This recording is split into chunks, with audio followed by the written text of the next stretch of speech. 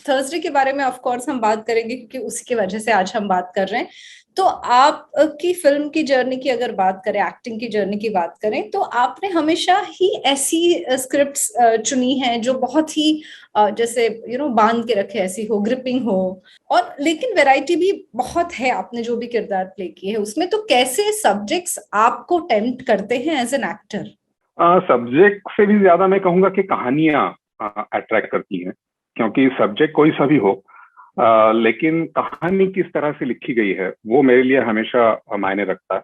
क्योंकि हम सब लोग थिएटर में कहानी सुनने जाते हैं, और चाहे कोई भी स्टार हो, एक्टर हो, कुछ भी हो, अगर कहानी पसंद नहीं आई तो हमें अच्छा नहीं लगता है, तो हम रेकमेंड भी नहीं करते हैं। मेरी हमेशा ये कोशिश रहती है कि मैं जब भी कहानी सुनता हूँ या पढ़ता हूँ तो मैं एक दर्शक की हैसियत से उसे पढूं या सुनूं। अगर वो मुझे अट्रैक्ट करती है एज अ व्यूअर, तो मेरा झुकाव रहता है कि मैं इसे स्वीकारूं एज एन एक्टर। कॉप्स के कैरेक्टर की बात करें तो ऐसा नहीं कि आपने पहली बार एक पुलिस ऑफिसर का किरदार निभाया, आपने मल्टीपल टाइम्स ये किरदार निभाया। But as an actor I want to understand, as a student of theatre myself, के एक ही तरह के किरदार जब आपको मिलते हैं कि you are a police officer, certain attitude, तो एक एक्टर के तौर पे आप किन चीजों को ध्यान में रखते हैं उसे परफॉर्म करते वक्त, या उसे उसे आत्मसात करते वक्त? मुझे लगता है कि हमेशा ये हम लोग ये गलती करते हैं कि प्रोफेशन को कैरेक्टर समझ बैठते हैं। जी। ऐसा नहीं होता। जैसे कि हर टीचर, हर डॉक्टर या हर पत्रकार एक जैसा नहीं होता, क्योंकि पत्रकार है तो ऐसे ही हो, ऐसा नहीं होता। जी। तो वैसे ही पुलिस ऑफिसर होता है, वो एक प्रोफेशन उसका। लेकिन फिर उसके इर्द गिर्द जो कहानी है, जिस तरह से वो किरदार लिखा गया है, मुझे लगता है कि वो ज्यादा अहमियत रखता है, ना कि उसका प्रोफेशन क्या है। ऑफ कोर्स उसके प्रोफेशन की वजह से कुछ चीजें तो आ जाती हैं, लेकिन वो कैरेक्टर नहीं है, प्रोफेशन कैरेक्टर नहीं है। तो इसलिए हम बड़ा सिंप्लीफाई कर देते हैं कि क्या आपका किरदार क्या है, पुलिस ऑफिसर है, आपका किरदार क्या है, डॉक्टर है। तो मुझे नहीं लगता कि वो किरदार है, वो उस किरदार का प्रोफेशन है, जो एक छोटा सा हिस्सा होता है उस पूरे किरदार का। और उसके इर्द गिर्द जो बाकी चीजें होती हैं कि वो किस तरह का इंसान, मुझे लगता है कि वो कैरेक्टर तय करता है। और उसके लिए आपके पास स्क्रिप्ट है, डायरेक्टर है, जो आप शायद तैयार कर सकते हैं आपके दिमाग में कि ये ऐसा अगर है, इस स्क्रिप्ट में इस तरह से इसका बर्ताव है, तो फिर वो कैसा आदमी होगा। जरूरी नहीं है कि हर पुलिस वाला एक जैसा हो। अगर मैं अतुल कुलकर्णी से पूछूं कि जावेद खान का परिचय दीजिए, तो क्या जवाब होगा आपका? ये जो मेरा दोस्त है जावेद खान, ये बड़ा इमोशनल इंसान है।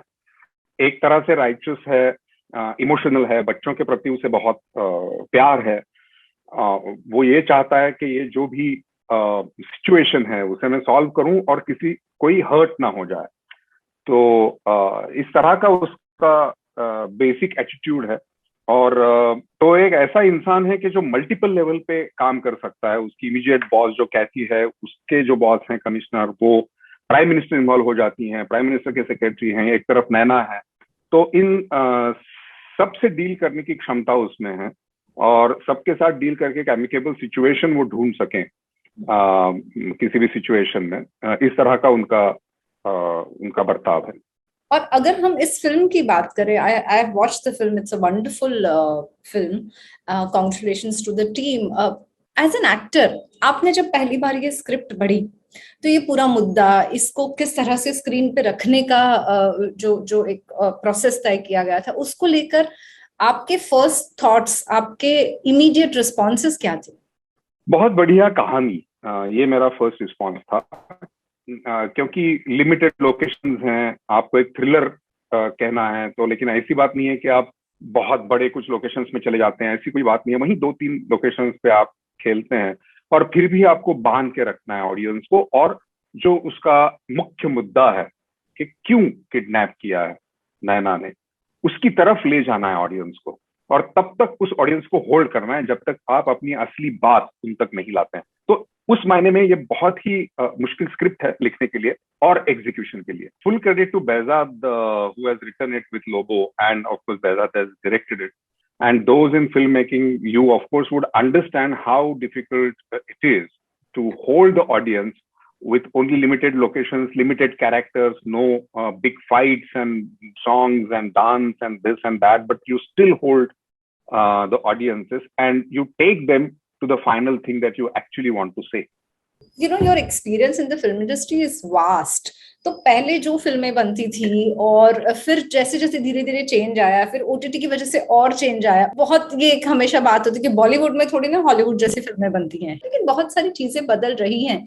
आई थिंक ओटीटी की वजह से सब्जेक्ट को लेकर भी काफी कुछ फ्रीडम लेने लगे हैं राइटर्स, डायरेक्टर्स, प्रोड्यूसर्स, एवरीवन। तो ये जो बदलाव है, बिकॉज आपने इस बदलाव को जिया है, with every change you were there, you were in it. So ये बदलाव की अगर मैं आपसे बात करने को कहूँ तो ऐसी कौन सी चीजें हैं जो आपको बेहद पसंद है और ऐसी कौन सी चीजें हैं जिनके साथ आप एज एन एक्टर कंफर्टेबल नहीं है? जिस किसी भी चीज में टेक्नोलॉजी इन्वॉल्व है वो चीजें हमेशा बदलती रहती हैं। तो सिनेमा भी एक ऐसी ही चीज है जो चीज की टेक्नोलॉजी पे डिपेंडेंट है। तो उसमें बदलाव आते रहेंगे हमेशा। और इसमें ये बात नहीं है कि मुझे क्या पसंद है या क्या पसंद नहीं है, क्योंकि टेक्नोलॉजी में आप क्या पसंद करते हैं वो आपके हाथ में नहीं है। आपको एडजस्ट करना पड़ता है जो भी नई चीजें आ रही हैं टेक्नोलॉजी में। अगर मैं कैमरे के सामने काम करता हूँ, टेक्नोलॉजी से अगर मैं डील करता हूँ, तो as an actor, as a film maker, I think it is my duty to learn these new things. मैं अगर ये कहने लूं कि ये मुझे पसंद नहीं है, वो मुझे पसंद नहीं है, तो एक ही चीज हो सकती है कि आप पीछे रह जाओगे, दुनिया आगे निकल जाएगी। अगर कोई बैंक में काम करता है तो वो ये नहीं कह सकता कि बाकी सब लोग कंप्यूटर अगर इस्तेमाल करना है तो कर लें, मैं तो रजिस्टर पे ही लिखूंगा। नहीं कर सकते आप। आपको you have to keep pace with the changing world. I know it is not fair to ask that, what are your favorite performances, but कुछ कैरेक्टर्स होंगे जिन्होंने आपके अंदर एज एन एक्टर, हर कैरेक्टर आपके अंदर, चाहे कितना भी छोटा रोल हो या 4 सीन हो या 2 सीन हो, वो कुछ ऐड करता है। लेकिन कुछ रोल होंगे जो आपके खुद के लिए पर्सनली बहुत ज्यादा अहमियत रखते होंगे। ऐसे कौन से रोल्स हैं, ऐसे कौन से किरदार हैं? एक अगर किरदार तो वो सिर्फ फिल्म या सिर्फ अहमियत या शोहरत नहीं दे। जैसे कि रंग दे बसंती का किरदार उस पूरी फिल्म ने मुझे इतने अच्छे दोस्त दिए हैं जो आज तक मेरे दोस्त हैं। एक पहचान दी, एक इस तरह की फिल्म का मैं हिस्सा था जो एक कल्ट फिल्म है। या मराठी फिल्म मैंने की थी देवराई नाम की, जिसमें मैंने एक इंसान का काम किया था। तो वहां उस पे काम करना, क्योंकि ये हमेशा आप सोच नहीं पाते हैं कि कैसे इस तरह का इंसान कैसे सोचेगा। जो इलॉजिकल ही सोचता है उसकी सोच कैसी होगी। आप तो हमेशा लॉजिकली सोचते हैं हर कैरेक्टर में। तो वो हो, या बहुत पहला मेरा प्ले था जिसमें मैंने गांधी जी का किरदार निभाया था, गांधी विरुद्ध गांधी नाम के प्ले में। तो उसने मुझे इतना, मैंने गांधी जी के बारे में पढ़ा, जो उन्होंने लिखा था उनके बारे में लिखा गया, तो उसमें डेफिनेटली एक तरह का इन्फ्लुएंस मुझ पे रहा है आज तक, क्योंकि मैंने खुद गांधी जी का किरदार निभाया। तो ऐसी चीजें हैं जो आपको दे जाती हैं काफी सारी चीजें। और हमको तो आपको स्क्रीन पे देखना बहुत अच्छा लगता है। आपने जो भी प्रोजेक्ट्स किए हैं, they have left very deep impact very differently. Last year भी जो आपका सीरीज आया था and all that, but last year to be very precise, what do you watch, what do you read? We want to know that. पहले मैं काफी fiction वगैरह पढ़ता था, मतलब काफी साल हो गए हैं फिक्शन पढ़ने से मैं काफी दूर हट गया हूँ। अब ज्यादातर एंथ्रोपोलॉजी से रिलेटेड बुक्स हों, फिलोसफी से रिलेटेड बुक्स हों, साइकोलॉजी से रिलेटेड बुक्स हों, तो ऐसा नॉन फिक्शन पढ़ना ज्यादा अच्छा लगता है। सीरीज, वेस्टर्न वेब शोज और वेस्टर्न कंटेंट नेट के लिए जो बना है वो देखना मुझे बहुत पसंद है, क्योंकि मुझे लगता है कि वो लोग मोरालिटी को लेकर बहुत अच्छा काम कर रहे हैं। वो ये नहीं कह रहे हैं कि क्या सही है क्या गलत है, वो सिर्फ ये कह रहे हैं कि हम इंसान ऐसे हैं, और बड़ा ही न्यूट्रल तरीके से वो बताने की कोशिश करते हैं। तो आप ब्रेकिंग बैड ले लीजिए, हाउस ऑफ कार्ड्स ले लीजिए, येलोस्टोन ले लीजिए, हाँ, गेम ऑफ थ्रोन्स, तो इसमें वो जिस तरह से बात करते हैं और जिस तरह से इंसानों की कहानी कहते हैं कि हम इंसान क्या हैं, ये हमने बाकी सारी चीजें तो बाद में बना ली, हमने मोरालिटीज डाल दी, हमने क्या सही क्या गलत डाल दिया, लेकिन असल में हम अंदर से क्या है। डॉक्यूमेंट्रीज हैं, द स्टेयरकेस नाम की एक डॉक्यूमेंट्री है जैसे कि नेटफ्लिक्स पे, तो ऐसी डॉक्यूमेंट्रीज ड्रामाज वो देखना मुझे बड़ा पसंद है। आपकी बात करें तो you have been very consistent, you know, कभी ऐसा नहीं हुआ कि आप स्क्रीन पे नहीं दिखे या आपने ब्रेक लिया, या and you are into writing also, if we talk of Laal Singh Chaddha. आप क्या हैं, आप कैसे मैनेज करते हैं? I want to decode that, Atul Kulkarni. I mean how? And you don't make any noise, you just don't make any noise, but you are there, खत्म। How? Actually, I don't do anything special. I don't think so. I think that I keep on doing what I like. वो मैंने एक चीज, एक जो शब्द है वो बहुत जल्दी सीखा इस इंडस्ट्री में आते ही, जिसका स्पेलिंग है NO। तो चीजों को ना कहना, वो मैंने सीख लिया था। और मुझे लगता है कि I am very lucky as well, because इतना आसान नहीं है हमारी फील्ड में कंसिस्टेंटली आपको काम मिलना, अच्छा काम मिलना, अच्छे डायरेक्टर्स मिलना, अच्छे राइटर्स और अच्छे एक्टर्स के साथ काम करने के लिए एक मौका आपको मिलना, ये इतना आसान नहीं है हमारी फील्ड में। और इसके लिए एक तरह से लक चाहिए होता है आपको। आप चाहे कितने भी अच्छे एक्टर हों, आपको कितने ऐसे उदाहरण दिख जाएंगे जब जो आपको दिखे कि बहुत ही अच्छे एक्टर हैं लेकिन उतना उनको मौका नहीं मिलता। लेकिन मेरे ख्याल से मैं बड़ा सौभाग्यशाली हूं कि मुझे ये मौके बार बार मिलते रहे, हमेशा मिलते रहे, और मुझे ये काम करने का मौका मिला। और मैंने 7-8 भाषाओं में मैं लगातार काम करता रहा हूँ पिछले 20-22 सालों में। चारों साउथ इंडियन जो लैंग्वेजेस हैं उसमें मैंने लगातार काम किया है, मराठी, हिंदी, इंग्लिश। तो अब वेब है तो वेब में काफी अच्छा काम मुझे मिला। तो मुझे लगता है कि ये मिलना भी बड़ा जरूरी होता है जो मुझे मिला। मैं हमेशा ये कहता हूँ कि हमारे फील्ड में टैलेंट भले ना हो, टेम्परामेंट का होना बड़ा जरूरी है, कि आपका टेम्परामेंट सही हो।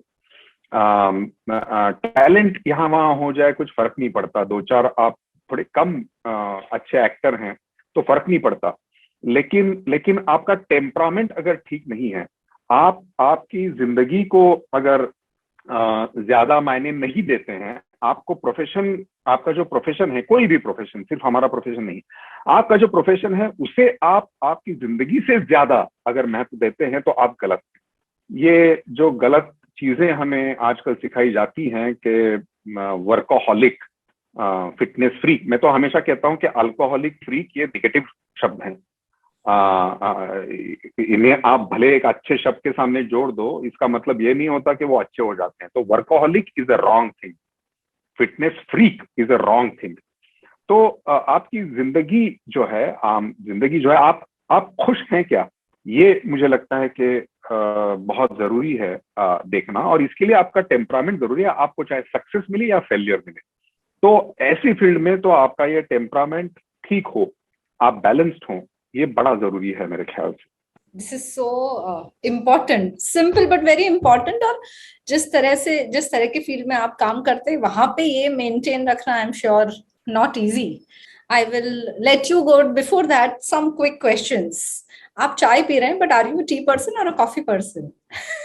Pure coffee person actually, and that too espresso, जो शॉर्ट होते हैं वो।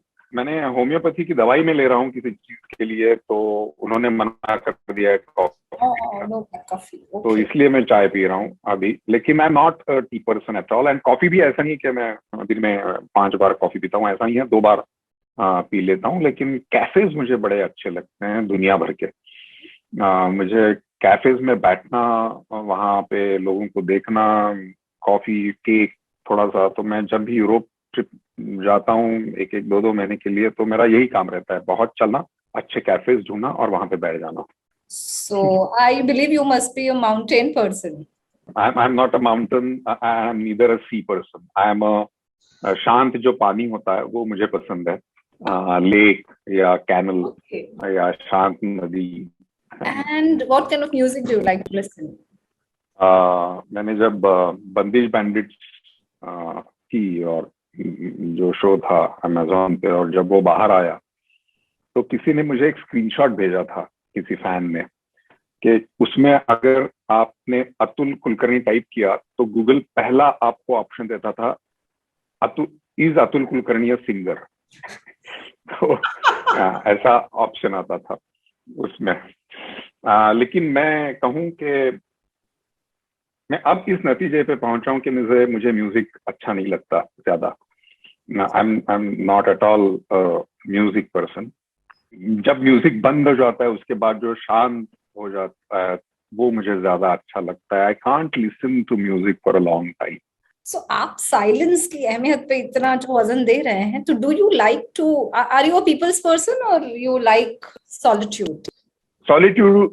Solitude is my first preference, and that I like to be alone without being lonely, and so I'm quite comfortable with myself and the things around me.